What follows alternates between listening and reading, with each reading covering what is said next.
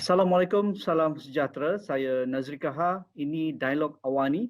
Malam ini kita ingin melihat apakah yang berlaku kepada parti UMNO yang ketika ini dikatakan agak berpecah, sama ada berpecah dalaman dari aspek kepimpinan mereka ataupun dari sudut polisi dan juga dasar parti itu. Berikutan dengan beberapa kenyataan bahawa parti ini menarik sokongan kepada Perikatan Nasional yang diterajui oleh Tan Sri Muhyiddin Yassin. Jadi adakah suara ingin melihat angin perubahan berlaku dalam UMNO itu benar-benar kuat ataupun kepimpinan masih mendapat sokongan akar umbi yang kukuh? Jadi kita akan bersama dalam dialog awal ni pada malam ini, iaitu Tun Faisal Aziz, orang lama dalam UMNO, Timbalan Ketua UMNO Putrajaya. Apa khabar Tun Faisal? Baik, Alhamdulillah. Terima kasih. Terima kasih Tun dengan kami pada malam ini ya. Sama-sama. Memang kita nanti-nantikan. Okey, dan seorang lagi tokoh anak muda, saudara Muhammad Nur Aizat Nur Azam, Esko Pemuda UMNO Malaysia dan juga Ketua Pemuda Bahagian Merbuk di Kedah. Apa khabar Aizat?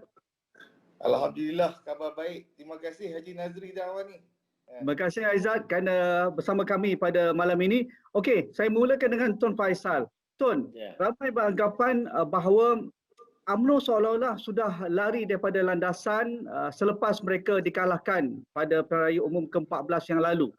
Iaitu ketika itu membuat-buat pimpinan, ahli akar umbi dan juga penyokong UMNO ingin melihat reformasi berlaku dalam UMNO kerana UMNO sudah ditolak teruk pertama kalinya dalam sejarah pilihan raya di negara kita, dan sepatutnya UMNO perlu ada reform untuk mendapatkan kesokongan semula dan juga mandat daripada rakyat jika ingin menang dalam pilihan raya umum ke-15. Jadi bertitik tolak dari itu, adakah UMNO tidak lagi bercerita tentang reform setelah UMNO mendapat kuasa segera dengan langkah Sheraton, dan juga UMNO seolah-olah lupa kepada apa yang mereka ingin lakukan pada awal ketika dikalahkan pada pilihan raya umum ke-14 yang lalu. Jadi adakah itu puncanya yang menyebabkan UMNO sudah lupa dengan apa yang mereka ingin lakukan, dan UMNO juga seolah-olah tenggelam apabila mereka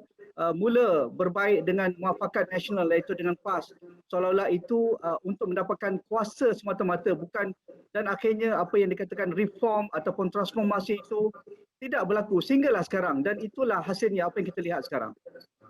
Terima kasih Haji Kahar, Haji Nazri, sorry. Saya ingat kena betulkan sedikit pandangan tu. Pertamanya, UMNO kita kekal sebagai parti yang secara tradisinya berpegang kepada prinsip perjuangan agama, bangsa dan tanah air. Jadi dia tidak ada jauh perbezaan sangat dengan UMNO yang dulu daripada segi dasar. Yang kita nak reform adalah daripada segi, kalau kita tengok, adalah kepimpinan, daripada segi image, daripada segi credibility, daripada segi sistem pemilihan dan pergantian pemimpinnya. Ini yang dikatakan yang nak dibawa reform, daripada segi membuat keputusannya, pelibatan orang-orang mudanya. Ini reform. Tapi daripada segi dasar, kita kena ingat di Nazri, UMNO tidak ditolak kerana dasarnya dalam PRU 14. Kawasan-kawasan yang kita menang adalah kawasan-kawasan kita menang dulu 77 kursi BN. Kawasan-kawasan yang percaya kepada prinsip perjuangan UMNO, iaitu kita mempertahankan apa yang dipegang oleh perlembagaan daripada segi kedudukan orang Melayu, raja-raja, Islam dan rakyat keseluruhannya. Cuma kita percaya bahawa pada waktu itu banyak janji-janji manis yang ditaburkan kepada rakyat, yang mana akhirnya memakan diri Pakatan Harapan sehingga mereka hanya bertahan selama 22 bulan. Itu yang pertamanya. Keduanya, selepas UMNO tewas dalam PRU ke-14, apa yang kita tengok berlaku pada UMNO adalah mengukuhkan kembali dasarnya, pegangannya. Sebab itu timbul idea bahawa kita perlu bermuafakat dengan PAS. Kita mengukuhkan balik perjuangan kita, iaitu Islam, iaitu kedudukan orang Melayu keseluruhannya dan kedudukan istimewa dalam perlembagaan. Itu yang kita jaga. Dan jelas sekali disebabkan oleh ketidakmampuan Pakatan Harapan dan perpecahan dalaman mereka, akhirnya Muafakat Nasional ataupun gabungan kerjasama antara PAS dan UMNO ini mendapat sokongan daripada rakyat. Itu yang menyebabkan kita menang banyak pilihan raya kecil. Cuma selepas langkah Sheraton, kita memperolehi kuasa. Jadi di sini ada beberapa pertembungan yang bermula. Banyaklah isunya yang diberitahu disebabkan oleh hubungan kita dengan Persatu. Tapi pada peringkat awalnya, kalau Haji Nazri tengok, Perikatan Nasional kita bermula dengan baik. Kerajaan yang menerima kuasa, menerima tanggungjawab pada waktu COVID-19 di peringkat permulaan telah memberikan bantuan banyak kepada rakyat dan berjaya mengekang wave pertama COVID-19. Jadi ini banyak berbeza dengan Pakatan Harapan yang gagal memberi banyak bantuan kepada rakyat dan menyalahkan rakyat bila meminta bantuan. Setakat itu nampaknya okey. Cuma bila dah lama sikit, bila di penghujung konon-kononnya akan berlaku pilihan raya, yang inilah mula berlaku perbezaan pandangan. Dan perbezaan pandangan ini bukan lagi soal furuk, bukan soal cabang. Dia dah jadi soal dasar. Soal dasar di mana kalau kita ikut Muafakat Nasional, kalau ikut prinsip Perikatan Nasional adalah no Anwar, no DAP, no Dr. Mahathir. Tapi sekarang sudah jadi sedikit berbeza. Okey, bagi Aizat sendiri, apa yang berlaku ni adakah kerana UMNO dilihat tidak sepakat selepas kembali berkuasa?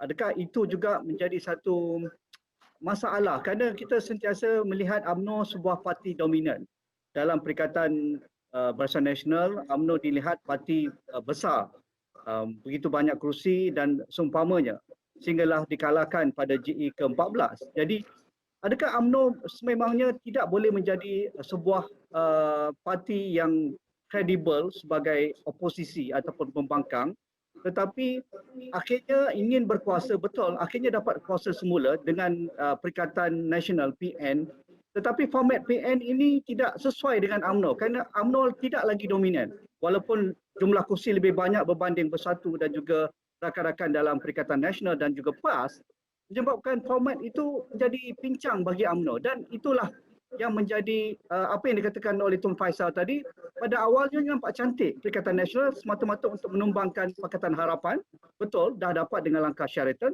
tetapi apabila berkuasa, UMNO tidak selesa dengan format ini. Aizat. Okey, terima kasih Haji Nazri. Saya ada pandangan yang sama seperti mana yang Tun sampaikan.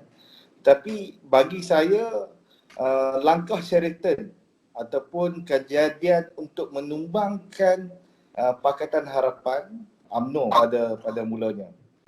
Jadi UMNO tidak pun kita berancang untuk nak take over the government dalam separuh jalan, tetapi seperti mana yang saya pun tahu, UMNO pada ketika itu kita bersama dengan PAS dalam Muafakat Nasional, kita nak memberikan fokus untuk kita nak menang dalam PRU 15. Tetapi apabila berlaku langkah Sheraton, kita juga lihat pada ketika itu UMNO pun dia dalam keadaan serba salah. Ada yang berpandangan untuk turut serta dalam koalisi Perikatan Nasional itu. Ada juga yang berpandangan untuk kita tak payah pun ikut serta. Jadi tetapi akhirnya UMNO putuskan untuk kita sertai Perikatan Nasional, kita menjadi sebahagian daripada kerajaan agar UMNO lebih baik kedudukannya sekiranya kita menjadi sebahagian daripada kerajaan. Kerana kita tahu apabila UMNO jadi pembangkang, bermaksud kelebihan yang UMNO dah biasa, cara politik UMNO ni kita sentiasa bersandarkan dengan kelebihan yang ada dalam kerajaan, dalam agensi dan sebagainya. Tetapi bila tak ada tu, orang-orang UMNO terutamanya di akar umbi pun dia mempunyai satu dilema. Dia pun ada satu kesan yang tidak baik. Jadi saya nampak tujuan kita menyertai Perikatan Nasional adalah cukup baik. pertamanya kita nak tumbangkan Pakatan Harapan dan kemudian kita bersama dengan kerajaan ini untuk kita nak pastikan gerak kerja untuk UMNO itu dapat diteruskan dari ke arah momentum kita nak kembalikan kepercayaan rakyat. Tetapi saya tengok perubahan dinamika politik yang berlaku dia turut memberi kesan kepada UMNO. Macam mana Tun cakap, bila dinamika politik berlaku tu ada kumpulan yang dia rasa tersisih kerana tidak mendapat tempat. Ada kumpulan yang merasa dia lebih hebat kerana telah mendapat tempat. Tetapi sebaliknya, asasnya tempat ataupun tidak dapat tempat sebenarnya dia kena kembali kepada prinsip asal kita menyertai Perikatan Nasional. Kita nak tumbangkan PH dan bersama dengan kerajaan ini sampai PRU 15 supaya UMNO akan lebih menjadi parti yang dominan dalam PRU 15. Tetapi angin perubahan ni Haji Nazri dan Tun, saya nampak angin perubahan ini dalam sejarah UMNO. Kita ambil sejarah UMNO, bukan satu perkara yang luar biasa. Setiap presiden UMNO, dah ada 7 orang presiden pun, dia memang melalui, setiap presiden tu melalui cabaran dan juga dinamika politik dalam masa dia memimpin UMNO. Mana kita tengok presiden pertama, Datuk On Jaafar pun ada cabaran apabila pada ketika itu sehingga dia keluar dan tubuhkan parti lain, INP. Tunku Abdul Rahman mempunyai cabaran juga.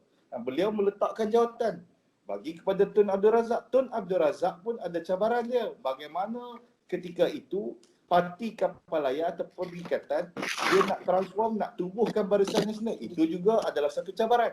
Dan selepasnya itu ada lagi Tun Hussein On, Tun Dr. Mahathir, Tun Abdullah Badawi dan Datuk Seri Najib pun menerima dan termasuklah Datuk Seri Zahid. Tetapi pokoknya bagaimana untuk UMNO nak buat satu plan untuk kita nak pastikan segala masalah ini, segala tujuan antara kepimpinan ini, ada pandangan A, pandangan B ini, kita boleh bersama juga demi rakyat dan juga kita nak pastikan UMNO yang sudah berusia tua ini boleh lagi diterima dan relevan di mata rakyat. Sebab saya tengok ada satu sejarah juga Haji Nazri saya nak kongsi. Pada tahun 1953, Datuk Panglima Bukit Gantang, Allahyarham Datuk Abdul Wahab. Pada ketika itu, pada tahun 1953, Datuk Panglima Bukit Gantang ini dia telah dilucutkan jawatan sebagai Setiausaha Agung UMNO. Tetapi beliau masih lagi diberikan kepercayaan untuk menjadi Menteri Besar Negeri Perak sehingga tahun 1957. Jadi itu antara contoh yang agak menarik lah. Sejarah sebelum Merdeka pun telah membuktikan politik UMNO ni cukup dinamik, tetapi kita masih lagi boleh mengatasinya sekiranya ada satu usaha yang baik untuk kebersamaan pemimpin lah. Ya, di mana titik tolaknya Aizat berlakunya ataupun percaturan yang agak ketara perpecahan itu apabila melihat mereka yang ataupun di kalangan pimpinan UMNO walaupun tidak tersenarai ataupun tidak termasuk dalam Majlis Tertinggi UMNO dilantik sebagai Menteri Kabinet dan pimpinan utama yang memegang jawatan-jawatan utama itu tidak dalam Menteri Kabinet seperti Datuk Seri Zahid Hamidi, Mahathir Khalid dan sebagainya. Itu juga Tok Mat Negeri Sembilan, Tok Mat ialah bukan ahli parlimen.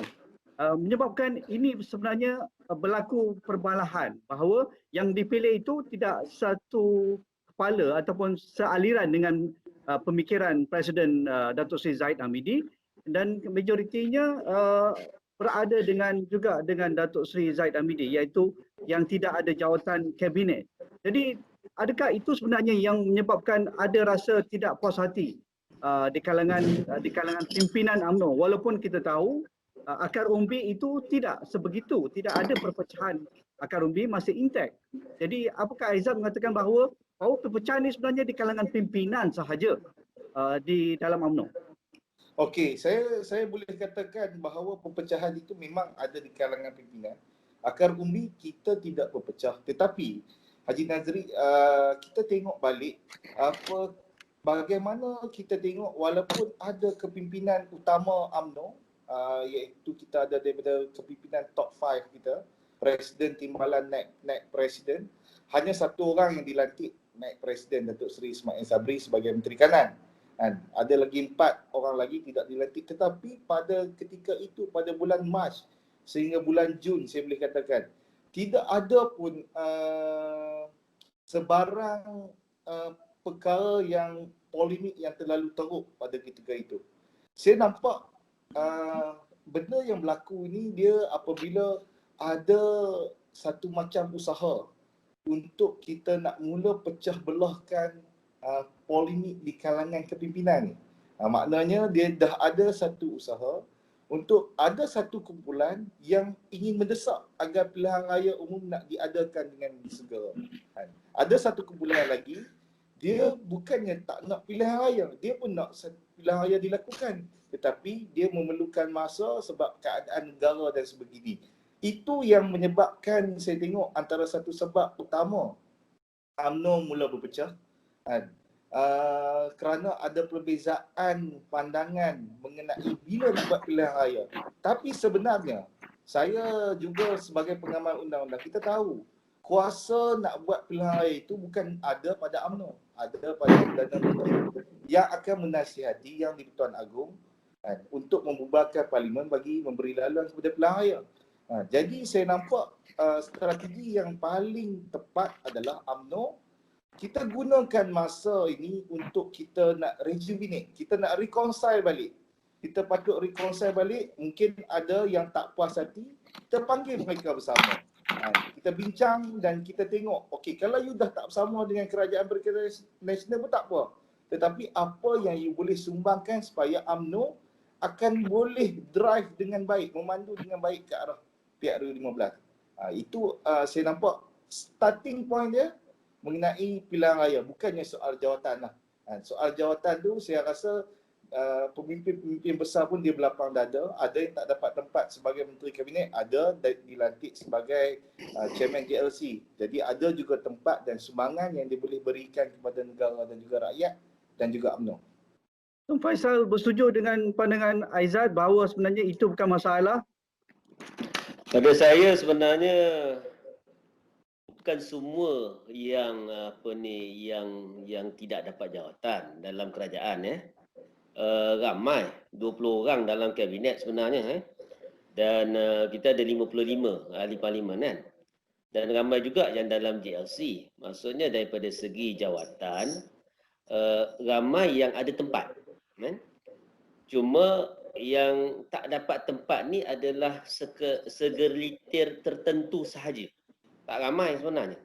Siapa yang Tun Faisal rujuk sebenarnya? Maksudnya kalau kata ikut yang ada isu-isu peribadi dan yang melibatkan kes mahkamah, yang itu sajalah yang ada, yang tidak ada jawatan.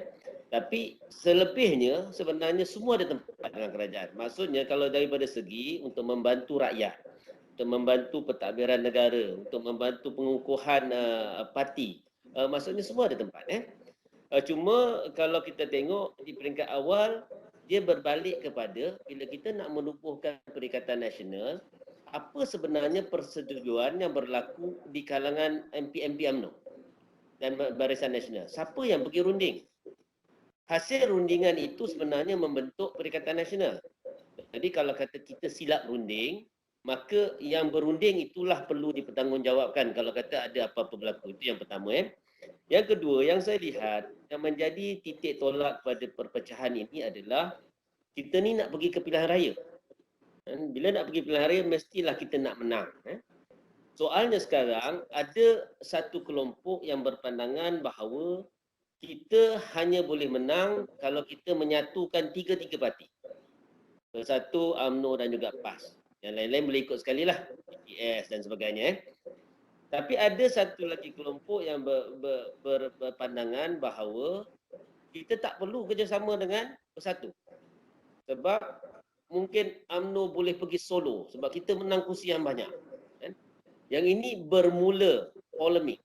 Kan? Yang itu yang saya rasa dia berkecamuk sedikit dan dia jadi hampir menjadi kemuncaknya sebelum pilihan raya negeri Sabah. Bila ada usaha-usaha untuk mendapatkan jajaran politik baru dengan Anwar Ibrahim dan juga dengan DAP. Yang ini menjadi pokok perpecahan yang terbaru sampai sekarang. Kita perlu bersama dengan Bersatu dan juga dengan PAS. Ini akan menjamin pertandingan 1 lawan 1 dan menjamin kemenangan yang lebih besar dalam PRU15. Ada kelompok yang dah tak tahan bekerjasama dengan Bersatu dan merasakan bahawa mereka mungkin boleh pergi secara solo dan juga ataupun mereka perlu cari rakan baru iaitu PKR dan juga DAP. Yang ini dah jadi perkara dasar dan jadi perkara pokok yang ini menyebabkan perpecahan itu makin nampak. Cuma Haji Nazri, nak kata di peringkat UMNO ni pembuat keputusannya adalah satu MP UMNO, ahli parlimen UMNO dan BN. Yang keduanya MKT. Setakat ini balik daripada PRN Sabah, saya melihat usaha untuk menyokong Anwar ini telah ditolak oleh ahli-ahli parlimen Barisan Nasional. Kemudian dilakukan usaha dalam MKT. Ditolak juga pada malam yang sama. 2 hari selepas itu ditolak lagi. Dan seterusnya ditolak. Maka dicuba pula, dibawa pula usaha ini ke dalam untuk menolak kerjasama dengan Bersatu ini dalam mesyuarat-mesyuarat bahagian, persidangan-persidangan bahagian. Kabarnya dapat mula diwawakan dapat 189 bahagian yang menolak. Tapi akhirnya kita dapat tahu bahawa dia kurang daripada 100. Maksudnya usaha-usaha ini berlaku secara berterusan tapi majoriti dalam UMNO masih berpandangan bahawa kerjasama dengan Bersatu dan PN ini masih perlu diteruskan. Itu yang saya nampak setakat ini.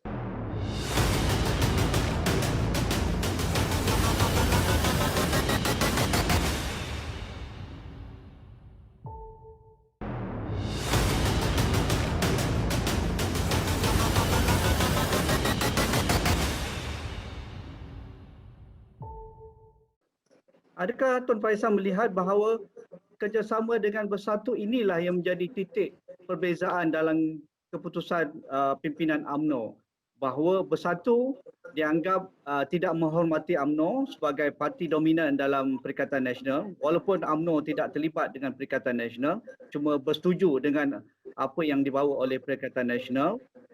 Adakah itu menyebabkan mereka merasakan pimpinan UMNO terutamanya Presiden dan juga pimpinan yang utama ini mengatakan bahawa UMNO sepatutnya layak mendapat tempat yang lebih baik daripada apa yang diperolehi seperti mana yang Tun Faisal katakan tadi, dan Bersatu tidak akan mendapat kerusi yang mereka perolehi ketika pilihan raya umum ke-14 yang lalu untuk dikekalkan atau ditambah pada pilihan raya umum ke-15 akan datang. Jadi adakah itu puncanya sebenarnya Tun Faisal? Kena bezakan kehendak presiden dengan kehendak parti. Dia ada berbeza. Kehendak kelompok tertentu dengan kehendak pembuat keputusan dalam parti. Dia ada benda yang berbeza. Pertama, ada cadangan bila balik daripada PRN Sabah, ada cadangan kepada ahli-ahli parlimen Barisan Nasional untuk menolak kepimpinan Tan Sri Muhyiddin sebagai Perdana Menteri dan juga Perikatan Nasional dan menyokong Anwar Ibrahim. Pandangan itu telah ditolak. Maksudnya, ahli-ahli parlimen Barisan Nasional dan UMNO majoritinya menolak pandangan tersebut. Yang kedua, MKT juga. Pandangan yang sama, usul yang sama dibawa ke MKT. 2 kali, 3 kali. Tetap ditolak. Bila berlaku krisis di Perak, cadangan yang sama juga dibawa untuk bekerjasama untuk mewajarkan kerjasama dengan DAP dan PKR. Itu juga ditolak. Sampai ada ahli majlis tertinggi, Dato' Dr. Fuad Zakashi, memberi pandangan bahawa di Johor boleh wujud kerjasama antara DAP dan juga UMNO. Kenapa tidak boleh berlaku di Perak? Padahal contoh yang dibagi salah. Di Johor bukan kerjasama DAP dengan UMNO. Dia cuma jadi timbalan speaker. Yang dicadangkan di Perak adalah kerjasama DAP dengan UMNO. Sampai begitu sekali cubaan untuk mewajarkan kerjasama dengan DAP dan Anwar Ibrahim. Jadi majoriti kepimpinan dalam UMNO masih berpegang kepada dasar yang kita pegang dalam Perhimpunan Agung yang sebelum ini. Dan juga keputusan-keputusan dasar yang ditentukan oleh MKT. iaitu no Anwar, no DAP, no Tun Dr. Mahathir. Kita menyokong Muafakat Nasional memperkukuhkannya, kita menyokong kerjasama dengan Bersatu dan kita menyokong kerjasama dengan Perikatan Nasional. Itu keputusan dasar. Tapi apabila ada usaha untuk menyokong Anwar Ibrahim, membuat surat sokongan kepada Anwar Ibrahim, itu sudah menjadi perlanggaran kepada dasar. Itu bukan kehendak parti, tapi kehendak individu. Ini kena dibezakan Haji Nazri. Okey, Aizat, adakah Aizat bersetuju tentang itu? Saya mungkin apa Tun dia ulas daripada segi kerjasama dengan DAP. Cuma saya masih lagi berpandangan bahawa UMNO tidak sama sekali lah ada kemungkinan nak kerjasama dengan DAP. Dan tetapi saya lihat UMNO, majoriti UMNO dia boleh menerima bahawa UMNO bersama dengan Kerajaan Perikatan Nasional sehingga pilihan raya umum yang ke-15. Jadi untuk ke arah kita menghadapi PRU ke-15. Tapi Aizat, kalau saya nak masuk sikit. Tetapi nampaknya tidak sampai ke pilihan raya umum ke-15 sekarang. Beberapa ahli Parlimen UMNO sudah pun menarik balik sokongan kepada Kerajaan Perikatan Nasional, ahli Parlimen Machang, ahli Parlimen Padang Rengas dan mungkin tak tahu lagi mungkin ada lagi sebagainya. Jadi nampaknya tidak ke arah itu. Jadi UMNO sudah menarik sokongan majoriti kepada Perikatan Nasional dan itu yang dikatakan Haji Nazri, malah ia bertentangan dengan keputusan MKT dan mendalui keputusan MKT. Itu satu kesalahan disiplin sebenarnya. Jadi Aizat dan Tun apa pandangan itu? Saya punya pandangan, tapi yang tu yang saya cerita sejarah tadi. Politik UMNO ni dinamik. Politik UMNO dinamik bermaksud ada yang tidak menyokong Perikatan Nasional ni, tetapi dia masih lagi sebagai ahli Parlimen UMNO dan belum ada apa-apa tindakan yang dikenakan, belum ada lagi pelucutan ke dan juga ada apa-apa sebarang tindakan disiplin yang dikenakan. Jadi dia masih lagi ahli Parlimen UMNO. Tetapi saya tengok polemik ini sebenarnya amat membahaya sebab majoriti ahli UMNO di akar umbi memang tidak selesa bekerjasama dengan Bersatu. Itu realiti. Itu pandangan saya. Saya di Mabuk itu antara perkara yang hangat. Tetapi sebagai pimpinan muda dalam parti UMNO ni, kalau kita boleh bersama untuk menubuhkan kerajaan dan menumbangkan Pakatan Harapan, kenapa kita tidak boleh melalui satu proses perbincangan yang adil di antara UMNO dan juga Perikatan Nasional yang ada PAS dan juga Bersatu dalam tu. Bermaksud sekiranya UMNO nak memutuskan untuk tidak bekerjasama dengan Perikatan Nasional, dengan PPBM, berundinglah dulu. Itu pandangan saya. Bermaksud kita jangan terus buat satu keputusan bahawa kita tak boleh kerjasama dengan PPBM. Ini soal kita nak menangkan PRU 15 sebab kita dah belajar satu peristiwa apabila ada perpecahan di antara parti-parti politik Melayu dalam PRU 14, semua kalah. Yang menangnya, yang kuasainya adalah PH dan juga PKR. Dan DAP pun menang banyak kursi sebab kalau itu. Jadi kita nak elakkan benda tu.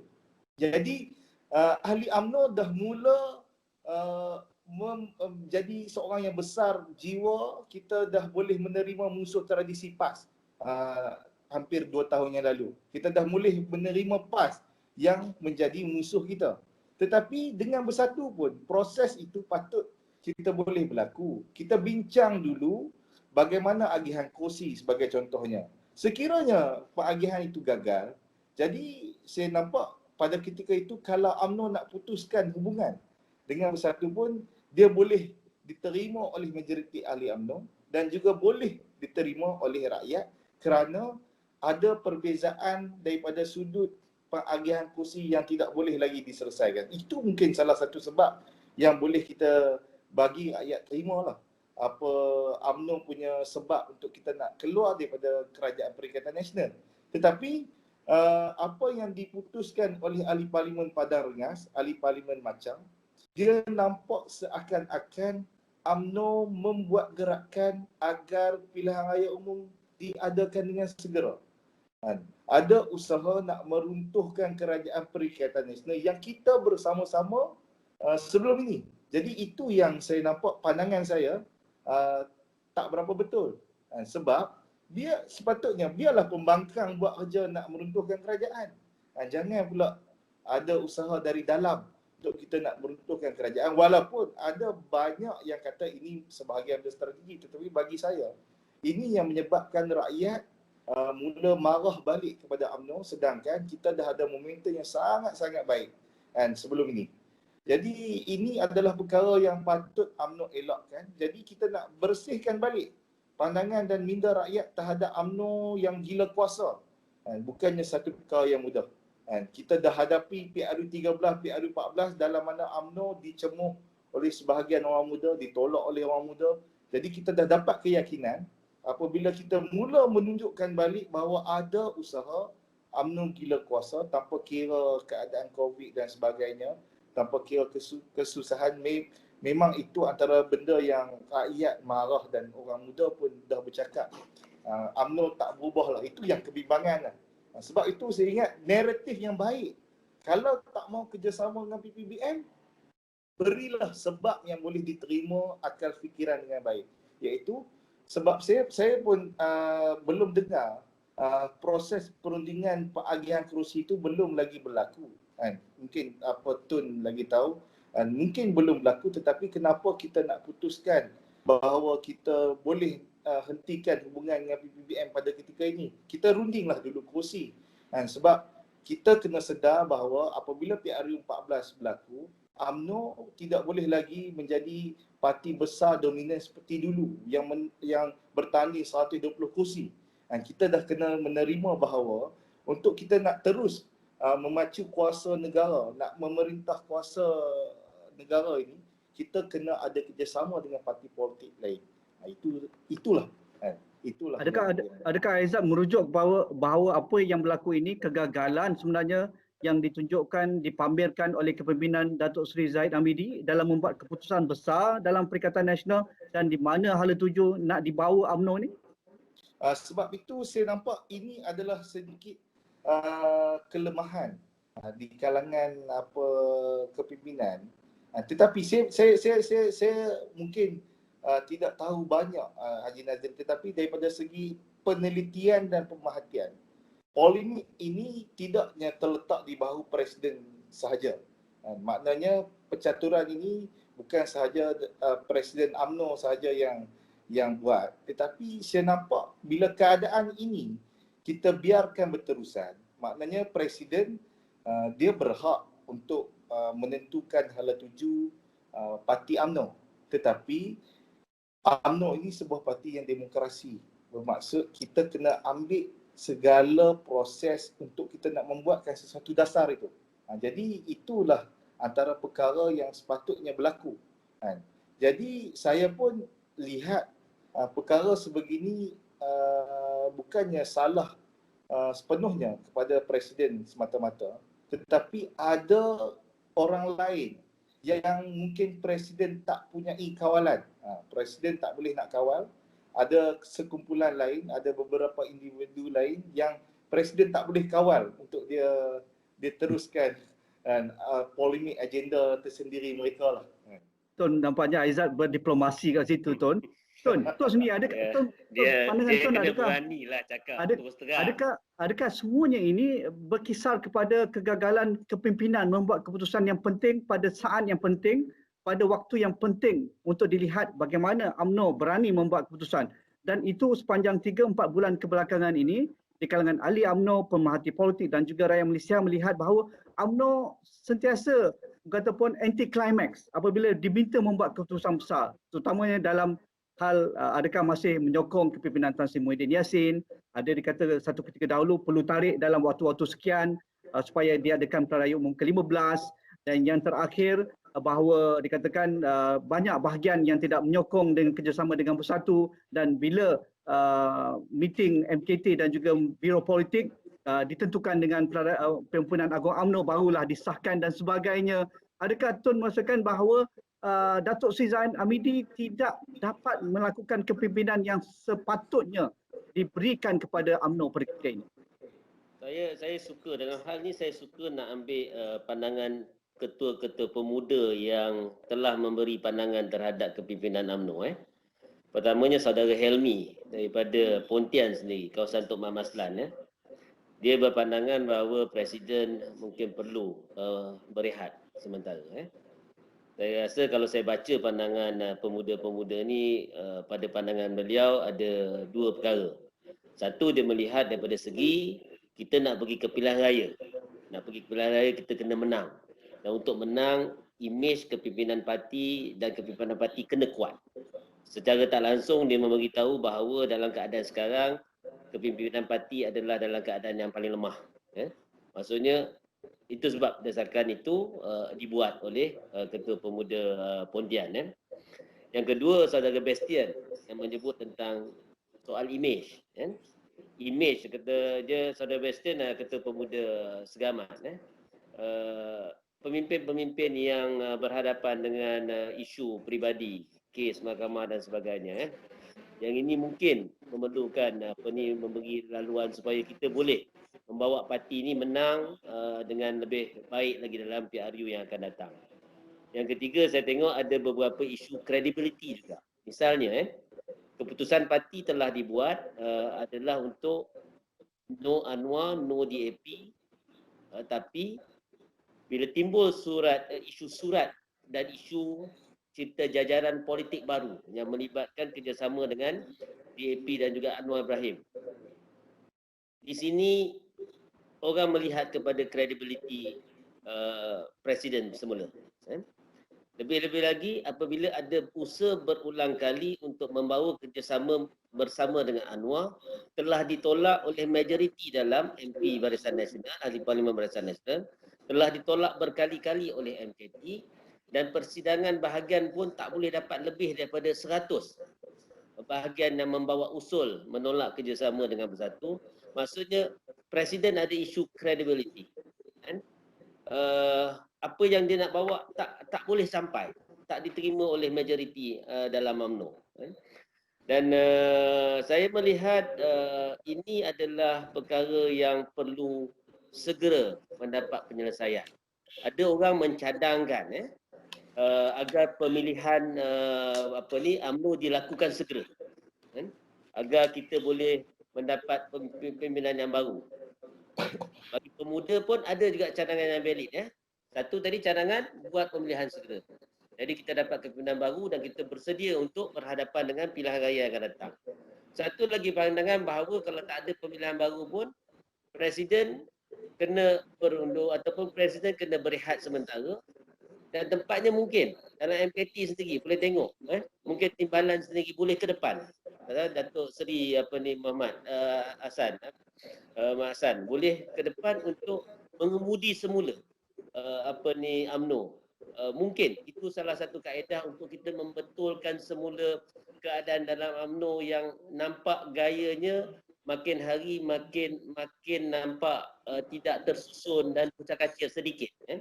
Perlu ada stop terhadap ni. Dan siapa tokoh yang boleh melaksanakannya?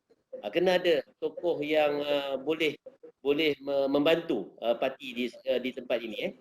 Sebab itu kita melihat suara-suara pemuda yang bercakap tentang perubahan kepimpinan. Ini yang kita kata wind of change ni. Maksudnya dalam proses kita membuat keputusan dalam parti, pemuda sudah mulakan. Pemuda nak jangan lagi parti ini ditentukan 100% oleh kepimpinan tertinggi saja. Kami pun ada stake. Sebab itu mereka mula bercakap. Dan mereka bercakap ini valid. Asasnya ada. Asasnya kenapa? Kerana mereka melihat bahawa parti ini perlu berhadapan dengan pilihan raya yang akan datang. Parti ini tidak lagi diminati oleh golongan muda, bawah 40 tahun dan juga di bawah 50 tahun. 40 ke 50 tahun. Mereka dah lihat macam parti ni banyak dibarisi muka-muka lama saja. Jadi mereka melihat bahawa perlu ada satu perubahan. Perlu ada satu reform, pembaharuan dan sebagainya. Suara-suara inilah yang sedang dibawa walaupun minoriti, masih dalam cetusan kecil, tapi bagi saya kita kena very attentive. Sebab cabaran kita adalah anak-anak muda di luar sana yang tidak berpegang kepada ideologi. Dulu UMNO ni pegangan yang paling kuat adalah falsafah politiknya. Tapi sekarang anak-anak muda dah tengok benda lain. Jadi kalau kata parti ni tidak boleh menarik minat anak muda, golongan bawah 40, golongan bawah antara 40 ke 50, maka perlu ada satu perubahan, dan ini yang dah dibawa oleh suara-suara pemuda yang kita dengari sejak kebelakangan ini.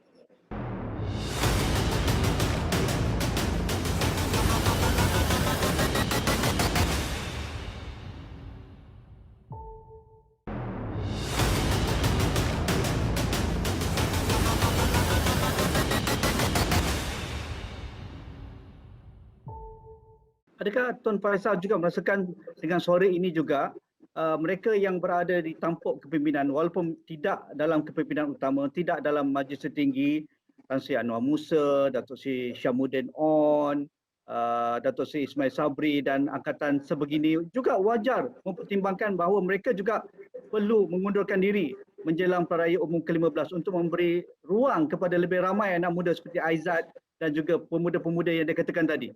Tuan Faisal. Saya bercakap tadi tentang soal kepimpinan, image, credibility dalam diri kepimpinan itu sendiri. Kan?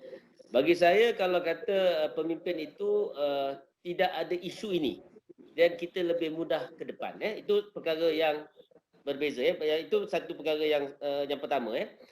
Perkara yang kedua adalah keseluruhan UMNO ni. Ya.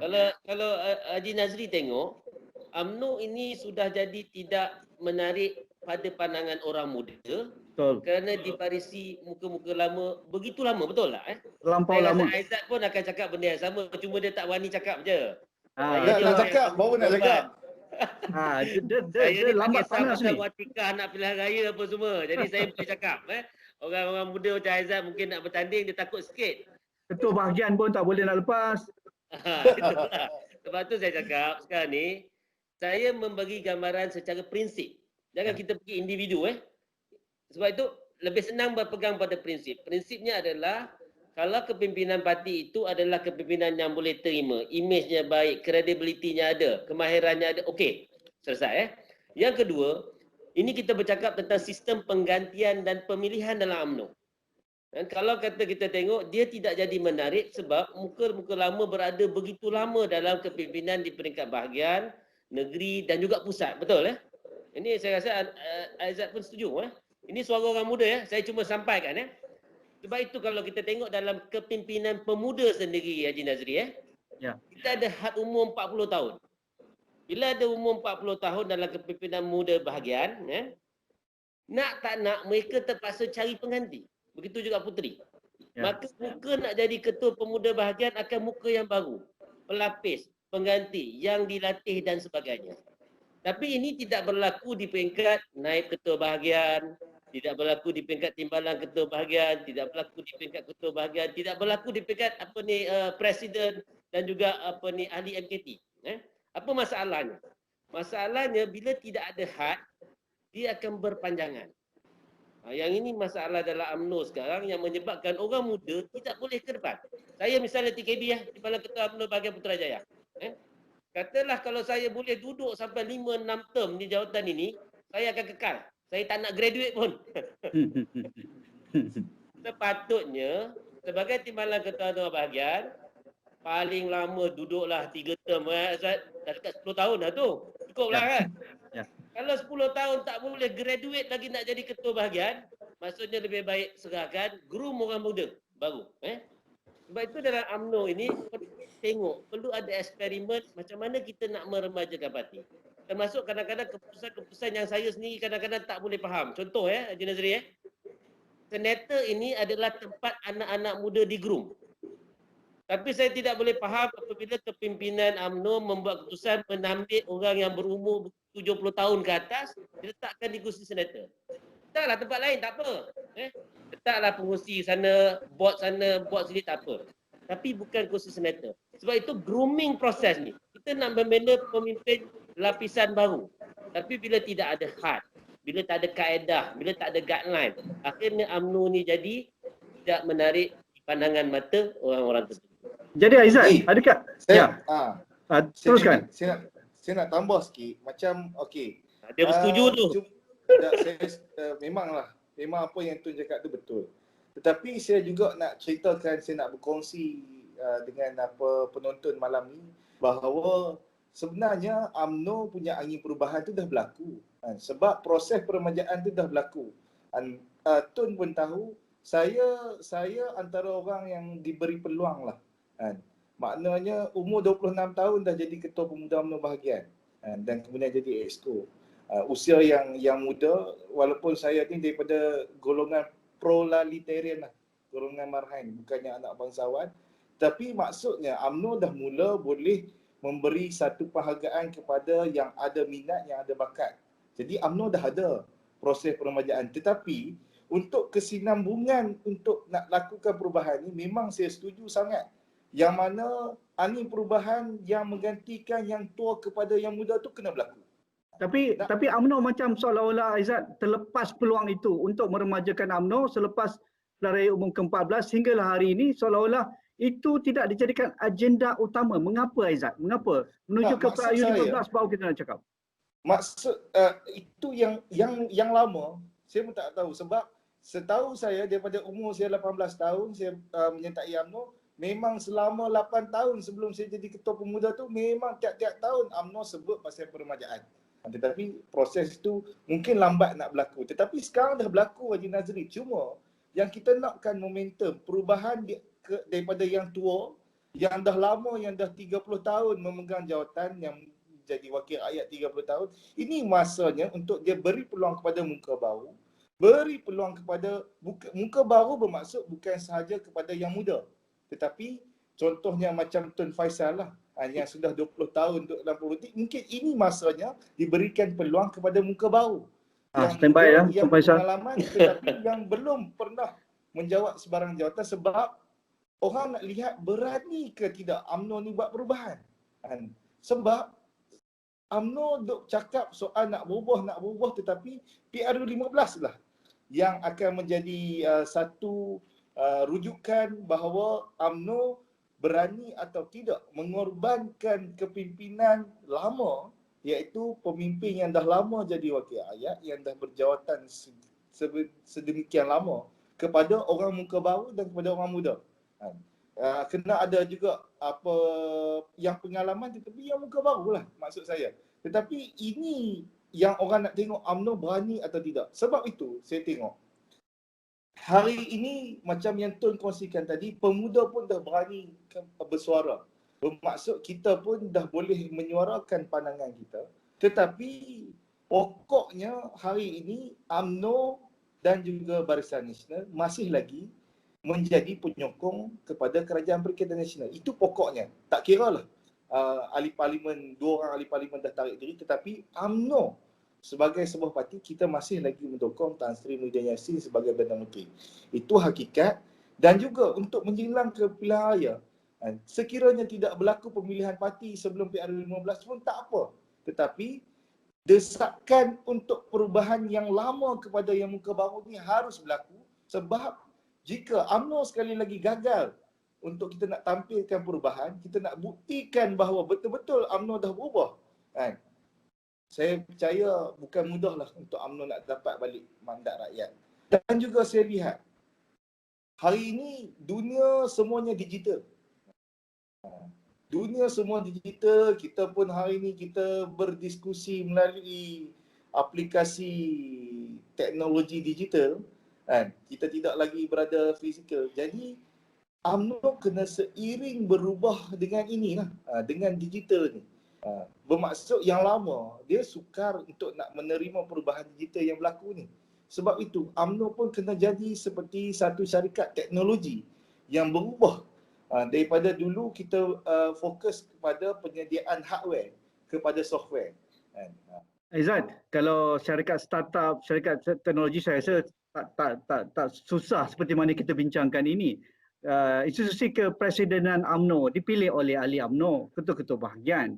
Jadi UMNO ada pilihan pada ketika pemilihan sebelum ini, di mana dilontarkan juga tokoh-tokoh seperti Khairi Jamaluddin sebagai Presiden UMNO tetapi kalah dengan Datuk Seri Zahid Hamidi. Jadi menuju ke ke-15, adakah UMNO mampu mengenepikan ataupun mendesak Datuk Seri Zahid Hamidi cuti sementara dan membawa suara-suara yang lebih neutral, yang lebih bersih itu untuk memimpin sebagai kataupun ketua UMNO, membawa bendera UMNO pada pilihan raya umum ke-15. Adakah itu boleh berlaku sekarang? Okey. Saya berpandangan bahawa Datuk Seri Presiden, kalau tak berlaku pemilihan, Datuk Seri Ahmad Zahid Hamidi masih lagi boleh mengemudi UMNO untuk ke arah pilihan raya umum yang ke-15. Tetapi Presiden dan juga kepimpinan UMNO kena tampilkan siapa pilihan muka-muka yang boleh memberi pengharapan. Bermaksud UMNO, di persoalan saya, adakah UMNO boleh bersedia bahawa Presiden UMNO bukanlah calon timbalan Perdana Menteri ataupun calon Perdana Menteri. Itu persoalan yang wajar bermain di dalam fikiran UMNO dan juga kepimpinan. Sebab di luar negara sudah ada bukti kepimpinan UMNO, kepimpinan parti politik berbeza dengan kepimpinan yang mengetuai kerajaan. Jadi adakah UMNO bersedia ke arah itu? Kalau UMNO bersedia, saya nampak tak ada masalah. Sebab pengalaman Datuk Seri Ahmad Zahid Hamidi dipilih pada tahun 2018 atas dasar pengalaman beliau. Pengalaman beliau yang melalui setiap proses di dalam UMNO tu, akar umbi Datuk Seri Zahid pada ketika itu sangat kuat, susah. Walaupun YB Khairi Jamaluddin menjadi pilihan orang muda seperti saya dan juga rakyat yang bukan ahli UMNO, tetapi Datuk Seri Ahmad Zahid Hamidi mempunyai kekuatan akar umbi kerana proses yang telah beliau lalui dan pengalaman yang beliau ada. Jadi kita sekarang, kita mahukan Datuk Seri Presiden mungkin kalau beliau itu atas prerogatif keputusan beliau nak berehat ataupun nak teruskan. Tetapi fokus Datuk Seri Zahid sepatutnya hari ini untuk kita nak buat satu rekonsiliasi, kita nak reconcile, minta maaf. Kita nak reconcile balik segala masalah, segala perbezaan pandangan ni supaya Datuk Seri Zahid juga, mungkin saya ingat ucapan beliau pada PAU tahun lalu. Beliau juga menyebut bahawa beliau boleh menjadi presiden yang tidak mempunyai apa-apa jawatan dalam kerajaan. Jadi yang itu dah jelas. Kalau Datuk Seri Zahid masih lagi mempunyai pandangan yang sama, saya nampak mungkin tidak perlu pun pemilihan. Datuk Seri Zahid pimpin UMNO, tetapi kita mulakan tampilkan bahawa UMNO akan ada bersedia untuk ada pemimpin lain menguasai kerajaan yang mungkin bukan presiden, mungkin bukan timbalan, mungkin bukan naib. Okey sekali Tuan Faizal, adakah rekonsiliasi yang dikatakan Aizat itu boleh berlaku dalam masa terdekat? Sedangkan nampaknya spill dirty sudah berlaku. Tan Sri Anwar Musa nampaknya begitu berkeras, tidak mahu menerima sebarang apa juga tindakan presiden berkaitan dengan hala tuju UMNO ingin keluar daripada Bersatu dan juga Perikatan Nasional.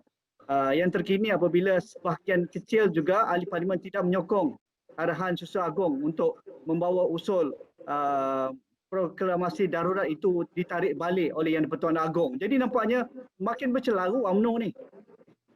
Silakan Tuan. Boleh berlaku. Tapi kita kena kembali kepada asas dia. Asas yang pertama, keputusan parti, dasar parti adalah no Anwar, no DAP. No Anwar, no DAP. Jadi pertamanya saya dah sebut dah sebelum ini. Sekiranya Presiden mahu disokong semula, perlu buat kenyataan yang bersumpah, SD. Untuk menyatakan bahawa parti tidak akan menyokong Anwar dan juga tidak akan bekerjasama dengan DAP. Itu yang pertama. Yang kedua, rekonsiliasi ini adalah disebabkan oleh perbezaan pandangan. Dan perbezaan pandangan ini saya dimaklumkan adalah disebab diceritakan tentang gambaran bahawa kerusi UMNO akan hilang dalam pilihan raya yang akan datang. Dan keduanya, saya diberi gambaran bahawa sebenarnya ramai juga yang ingin menasihati Presiden. Cuma takut dalam PRU yang akan datang tak dapat watikah untuk bertanding. Cuma inilah masalahnya. Pertama, macam Aizat sebut tadi, rundingan ini perlu berlaku sebelum pilihan raya. Dan saya rasa proses rundingan ini telah berlaku dan secara asasnya dah ada gambaran dah sebenarnya dekat mana PAS akan bertanding, UMNO akan bertanding, Bersatu akan bertanding dalam pilihan raya umum di peringkat parlimen. Negeri belum lagi lah, saya tak tahu yang itu. Tapi kalau parlimen dah ada. Kita kena ambil model macam pilihan raya negeri Sabah. kena runding dulu. Dah runding dulu baru kita pergi pilihan raya dan akhirnya kita dapat minimizekan kerosakan. Sebab itu kalau kata perbezaan pendapat ini dapat dirapatkan, dan saya rasa akhirnya yang penting kita nak pergi pilihan raya macam mana sebagai satu entiti yang bersatu untuk menang dengan lebih banyak kursi, ataupun kita nak pergi solo dan menerima risiko yang lebih berat, ataupun kita nak pergi dengan rakan yang berbeza. Ini perbezaan asas yang kita kena tentukan baru boleh reconcile. Okey, Tuan Faisal, kita akhirkan dengan tanda soal kat situ. Maksudnya kita ada perbincangan susulan. Banyak perkara lagi yang belum kita sentuh. Masa depan muafakat nasional dengan PAS itu juga cabaran bagaimana UMNO menguruskan menjelang perayaan umum ke-15. Adakah penjajaran politik juga perlu dibuka, bukan hanya pada Bersatu, kepada PAS, tetapi mungkin parti-parti dalam Perikatan Harapan seperti Amanah, walaupun tidak mahu DAP, ada PKR kat situ, walaupun tanpa Anwar Ibrahim dan sebagainya, dan juga gabungan Parti Sarawak dan juga Parti di Sabah. Terima kasih Tuan Faisal, terima kasih kepada saudara Nur Aizat Nur Azam, Exco Pemuda UMNO. Itu saja dialog kami pada malam ini. Saya Nazir Kraha, insyaAllah kita jumpa lagi. Terima kasih.